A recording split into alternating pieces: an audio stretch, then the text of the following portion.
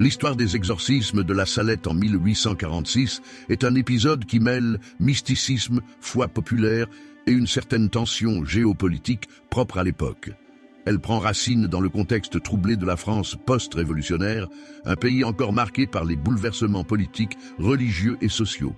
Voici une reconstitution détaillée, mystérieuse et étrange de cet événement. En 1846, la France est en pleine effervescence politique. La monarchie de Juillet, sous Louis-Philippe, est à son crépuscule, bientôt emportée par la révolution de 1848. La société française est tiraillée entre modernité et tradition, la montée du libéralisme et les aspirations monarchistes. Sur le plan religieux, l'Église catholique, affaiblie par les vagues anticléricales des décennies précédentes, lutte pour regagner son autorité morale dans un paysage marqué par une forte déchristianisation des campagnes. La région des Alpes, en particulier autour du petit village de la Salette-Fallavaux, reflète cette fracture. Les paysans y vivent dans une pauvreté extrême, souvent isolés, et sont profondément attachés à leurs croyances ancestrales, mêlant catholicisme et superstition locale. C'est dans ce contexte que surgit l'événement fondateur, l'apparition mariale de la Salette. Le 19 septembre 1846, deux jeunes bergers, Maximin Giraud et Mélanie Calvat, prétendent avoir rencontré une belle dame alors qu'ils gardaient leurs troupeaux sur les hauteurs de la montagne. La femme, décrite comme lumineuse et vêtue d'une robe scintillante, se mettrait à pleurer avant de leur transmettre un message de pénitence, d'avertissement et d'espoir. Elle dénonçait les péchés du peuple, notamment le blasphème et le non-respect du dimanche, et prophétisait des calamités si l'humanité ne revenait pas sur le droit chemin. Ce récit, relayé par les enfants, déclenche une vague de curiosité et de dévotion.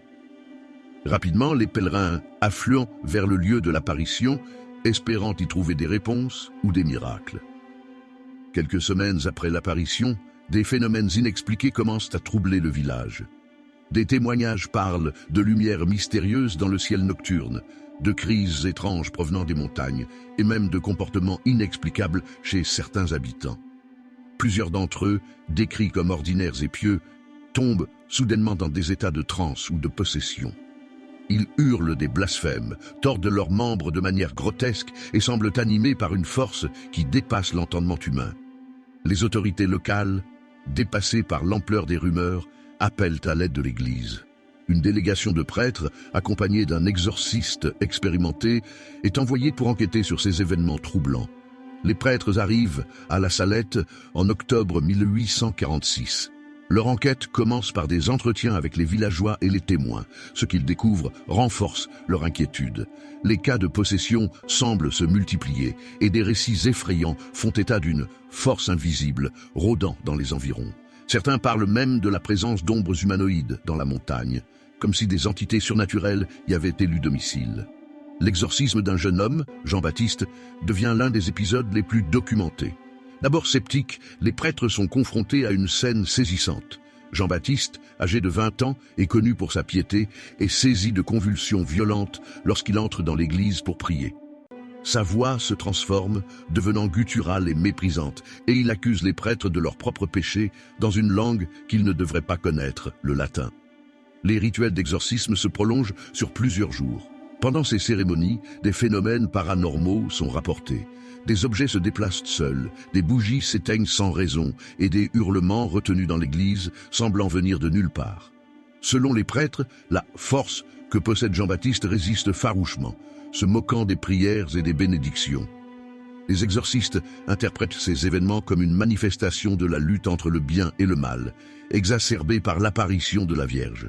Selon eux, les messages de la Salette ont dérangé les puissances infernales, qui cherchent à semer la terreur pour détourner les fidèles de leur foi. Ils redoublent donc d'efforts, organisant des processions et des veillées de prière dans tout le village. Après une semaine de lutte acharnée, Jean-Baptiste est enfin délivré, mais non sans conséquences. Il reste profondément marqué par l'expérience, et plusieurs témoins jurent que son regard ne sera plus jamais le même. Les exorcismes de la Salette, bien qu'efficaces dans certains cas, laissent une empreinte durable sur le village. Les habitants continuent de rapporter des phénomènes étranges pendant des mois, et le sanctuaire qui s'élève sur le lieu de l'apparition devient rapidement un lieu de pèlerinage majeur. Cependant, des questions subsistent. Certains sceptiques de l'époque voient dans ces événements une hystérie collective ou une manipulation religieuse. D'autres y perçoivent une véritable intervention divine contre les forces du mal.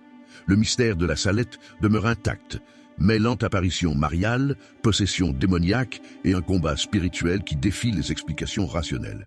Ainsi, l'histoire de la Salette en 1846 s'inscrit non seulement dans les récits de foi et de mysticisme, mais aussi dans une époque troublée où le sacré et le profane, le visible et l'invisible, s'entrelacent pour tisser un récit aussi fascinant qu'étrange.